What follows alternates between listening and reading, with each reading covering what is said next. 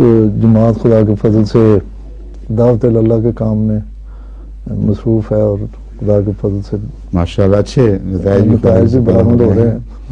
اللہ تعالیٰ اس رفتار کو انگلستان کے ان کو نہیں ابھی تو خوش آئی تیز تر ہو.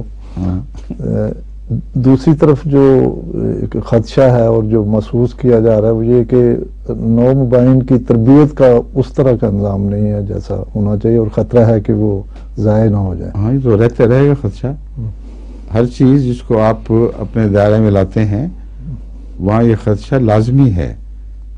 اس کی اصلاح کرنا، اس کو جزو بدن بنانا، اور یہ توقع ہے ہی غلط کہ سارے جزو بدن بن جائیں گے.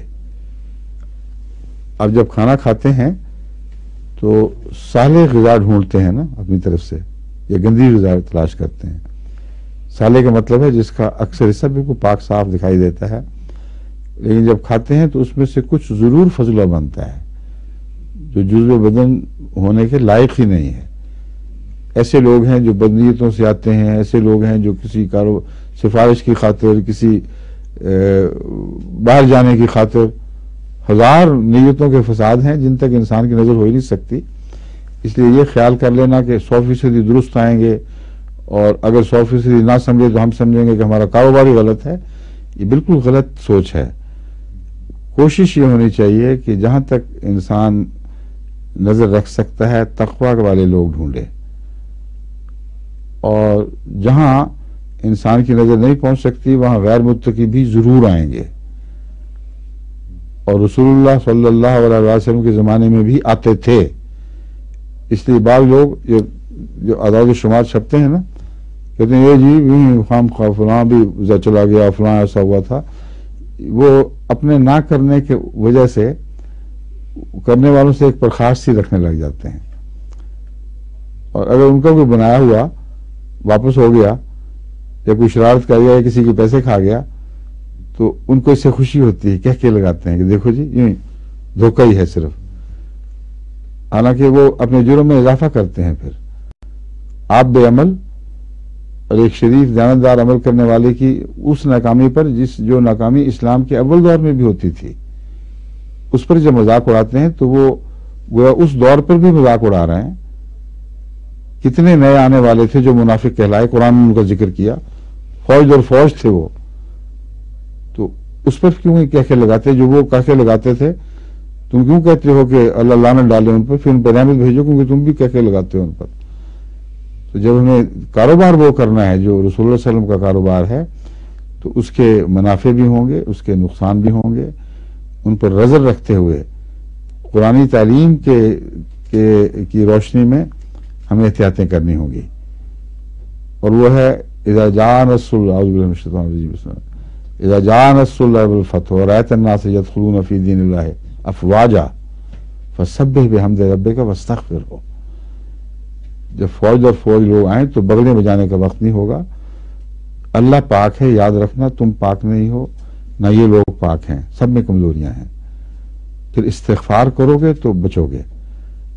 اپنے آپ کو بھی صاف کرو، ان کو بھی صاف کرنے کی کوشش کرو. یہ تبلیغ کا حصہ ہے، یہ ایک پورا جہاد ہے. اور اس ضمن میں جو نظام انہضام ہے ہمارا، اس کی درستی ضروری ہے. اب انہوں نے کھانا اچھا پکایا تھا پرسوں بہت، اب یہ مطلب تو نہیں کہ جو 4 پلیٹیں کھا جائے. اگر وہ 1 پلیٹ کا میدہ رکھتا ہے، اور وہ 4 پلیٹیں کھائے گا تو نقصان ہوگا کچھ. لیکن اگر کھائے تو پھر وہ سوچتا ہے کہ اب میں کون سی دوائی استعمال کروں، کیا ایکسرسائز کروں، کیا ورزش کروں کہ یہ میرے نقصان نہ پہنچائے بلکہ بہتر ثابت ہو. تو زیادہ آ جانا بھی بعض دفعہ ایک بوجھ ڈالتا ہے، مگر اگر حکمت کے تقاضے پورے کیے جائیں تو وہ بوجھ اتر جاتے ہیں. پھر ہمارے یہاں محمد اسحاق صاحب مرحوم تھے جو یہاں لندن میں آ کے وہ کھانے میں مشہور تھے. وہ دیکھ کر ایک بڑا حصہ کھا جایا کرتے تھے، اور اس کے بعد پھر سارا دن وہ کار عمل کدال پکڑا کیاریاں بنائی، ٹھیک ٹھاک کیا. ان کو کبھی بھی کوئی نقصان نہیں، نہ معدہ خراب ہوا، نہ کوئی اور تکلیف پہنچی، کیونکہ زیادہ جو طاقت لیتے تھے اس کو وہ استعمال بھی کر جاتے تھے. تو اس کے لیے پھر ایکسرسائز بنائی جاتی ہے. اللہ تعالیٰ نے یہ ایکسرسائز بتائی ہے کہ جب ایسا وقت آئے کہ خدا کے فضل تم پر فوج در فوج نازل ہوں تو ان کو رد نہیں کرنا، چھوڑنا نہیں، اس خیال سے کہ ہم کیسے سنبھالیں گے۔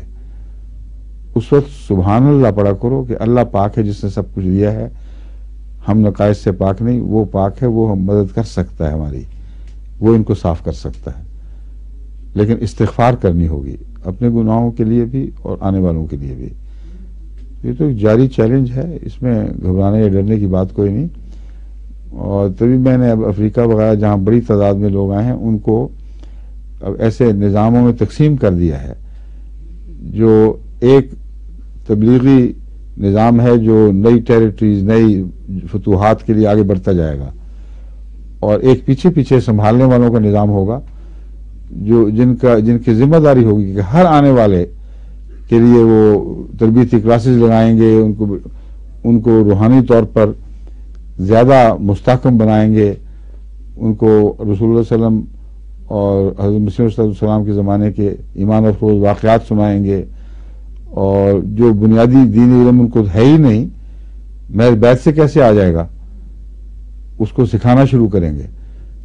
تو بیتیں تو صرف ایک اظہار رضامندی ہے کہ تم ہم پر کام کرو، ہم حاضر ہیں، ہمیں جو بنانا بنا لو، ہم مانتے ہیں کہ تم ٹھیک ہو۔ اگلا قدم اٹھائیں نا تو پھر بیت کا مقصد کیسے پورا ہو سکتا ہے؟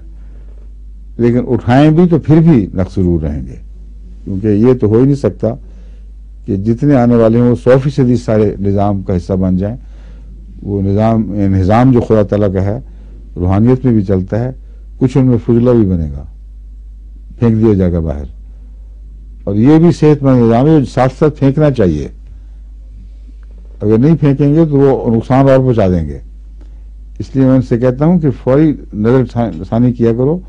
کئی لوگ ہیں جو پاکستان میں ایسے شامل ہوئے، میں نے یہاں سے پہچان لیا کہ وہ لوگ گندے لوگ ہیں، اور ان کو میں نے کہا کہ فوراً بچو، اعلان کرو کہ ان کا ہمارے ساتھ کوئی تعلق نہیں۔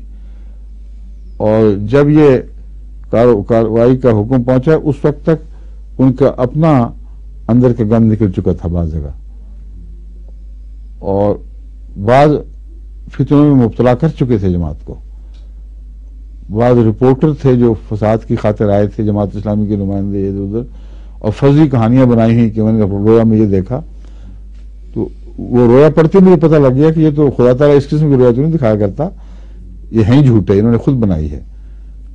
اور نتیجتاً وہی بات نکلی، بعضوں کو میری تنبیہ پہلے پہنچ گئی، بچ گئے، بعضوں کو وقت پہ نہیں پہنچی، کیونکہ دیر میں انہوں نے ان کے حالات مجھے لکھے اور نقصان میں پڑ گئے۔ تو اس لیے یہ بھی خطرہ ہے کہ بالارادہ لوگ فتنوں کی خاطر آئیں گے، اور جب پھر احتجاج کریں گے تو اپنے ساتھ دوسروں کو واپس لے جانے کی کوشش کریں گے، یا جماعت میں آ کر گندگی کے بیج ڈالیں گے، جماعت میں جا کر بے ایمانی کی باتیں کریں گے تاکہ جماعت بھی بے ایمان ہو۔ رسول اللہ صلی اللہ علیہ وسلم کے زمانے میں یہی ہوتا تھا، قرآن کریم کہہ رہا ہے کہ اس نیت سے وہ بھیجا کرتے تھے کہ صبح جا کے مان لاؤ، رات کو پھر جاؤ، کیونکہ وہ ہمیں دیکھ لیا جی کچھ بھی نہیں، اور اپنے ساتھ پھر دوسروں کو بھی واپس لے آؤ۔ ہم سے الگ کیسے سلوک ہو سکتا ہے؟ ہم تو رسول اللہ صلی اللہ علیہ وسلم کے غلام ہیں، جو پہلے دور میں ہوئے وہی ہم سے ہوگا۔ تو اس لیے کسی بددلی کا سوال نہیں، نہ تبلیغ کرنے والوں کو تہمتیں دینے کا حق ہے ہمیں۔ کچھ ایسے بھی ہوں گے جو نام کی خاطر بے احتیاطیاں کرتے ہیں، میں جانتا ہوں، ہو جاتے ہیں، مگر وہ بھی ایک حصہ ہے صرف۔ بھاری اکثریت ایسے مخلصین کی ہے جنہوں نے اپنا تن من دھن ڈال دیا ہے تبلیغ میں۔ وہ اپنی خواہش کی خاطر بعض وقت کچا پھل بھی قبول کر لیتے ہیں، اس خواہش کی خاطر کہ خدا ہمیں توفیق دے ہمارے ذریعے زیادہ ہوں۔ تو یہ بھی تو انسانی کمزوری ہے۔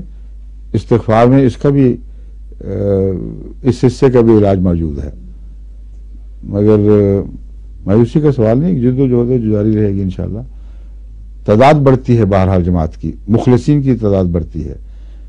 جرمنی کے چندے پر نظر کریں آپ حیران رہ جائیں گے کتنی بڑی تعداد میں البینینز باقاعدہ شرع کے مطابق چندہ دے رہے ہیں، جبکہ بعض پرانے میں وہ نہیں دے سکتے، اور اگر ان سے نہ دیا وہ اصرار کرتے ہیں، کہتے ہیں دیکھو ہمیں تم ثانوی درجے کا احمدی نہ سمجھو، جو قربانی تم لوگ دیتے ہو ہم بھی دیں گے۔ تو ظاہراً موجود ہے یہ، اگرچہ اگر 10,000 ہیں تو 10,000 نہیں دیتے. اس کی وجہ یہ بھی ہے کہ 10,000 میں تو ان کے بچے اور عورتیں بھی شامل ہیں جو کام نہیں کرتے. تو چندے کی جو چندہ دہندگان کی تعداد 10,000 ہو ہی نہیں سکتی اگر 10,000 بڑے ہیں تو 10واں حصہ متوقع ہونا چاہیے، عام اصول ہے ایک. اور تیسرے درجے کے ممالک غریبان جو غریب جو ہیں ان میں بعض 20واں حصہ، بعض اس سے بھی کم، کیونکہ وہ بہت ہی غربت ہے اور وہاں ان کو توفیق نہیں ہے زیادہ.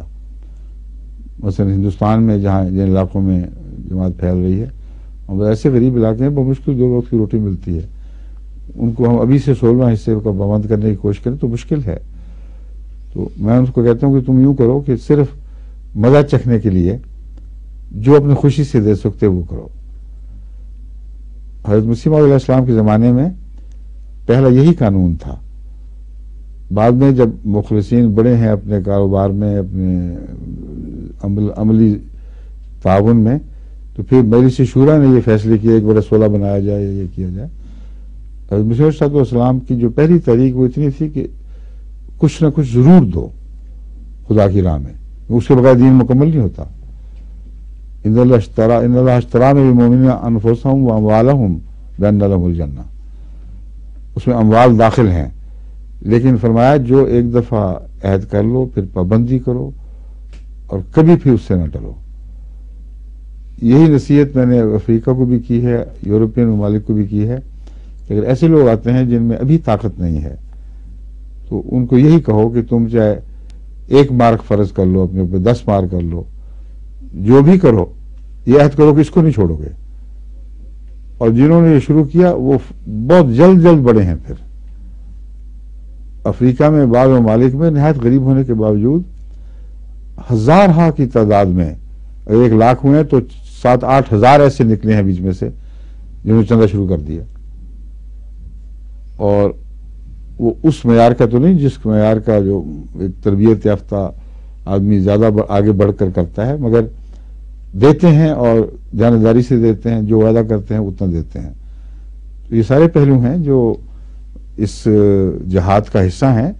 کوئی آسان کام تو نہیں جہاد، اس کے لیے بڑے بڑے کارخانے ساتھ چلتے ہیں، کوئی کھانا پکانے کا نظام ساتھ چل رہا ہے، کوئی کپڑے مرمت کرنے کا نظام ہے، کپڑے دھونے کا نظام ہے. فوج کا سب کچھ حصہ ہیں. تو ہمیں اپنی فوج میں ساری چیزیں بنانی پڑیں گی اور بنا رہے ہیں خدا کے فضل سے انشاءاللہ تعالی. یہ نظام اللہ کے فضل سے جب جیسا کہ مجھے علم ہے مستحکم ہو رہا ہے اور زیادہ مستحکم ہوگا.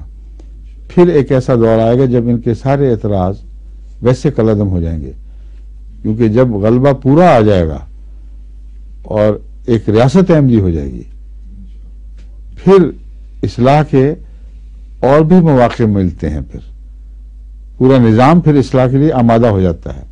اب 2 نظام ہیں، ایک حکومت کا نظام ہے، ایک روحانی نظام ہے. جہاں دونوں نظام طوعی طور پر مل جائیں وہاں اصلاح کے مواقع بہت بڑھ جایا کرتے ہیں. تو ہم حکومت کا تو انتظار نہیں کرتے، ہم اپنی کوشش پر ہی اور خدا کے فضل پر انحصار کرتے ہیں.